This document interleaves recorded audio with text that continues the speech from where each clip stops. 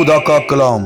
पतरस और रसूलों ने जवाब में कहा, हमें आदमियों के हुक्म की निस्बत खुदा का हुक्म मानना ज़्यादा फ़र्ज है। इमाल 5 बाब 29 आयत। मेरे अज़ीज़ों, जैसा कि हमने पहले भी मसीहत के फ़राइज़ में से सीखा, आज दूसरा फ़र्ज़ हम सीख रहे हैं। फ़र्ज़ का मतलब हमने सीखा कि खुदा की तरफ से मिला हुआ हुक्म उसे लाजमी मानना या ज़रूरी मानना। मेरे अज़ीज़ों, इसलिए आज हम इस बात को सीखते हैं जो आज हमने तिलावत की है। खुदा का हुक्म मानना ज़्यादा फ़र्ज़ है।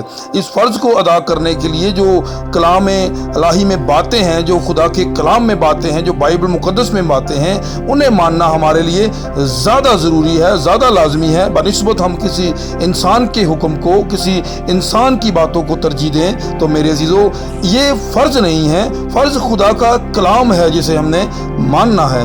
बाकी बातें अच्छी, इखलाकी और सब कुछ ठीक है, लेकिन खुदा के कलाम के साथ कोई भी बात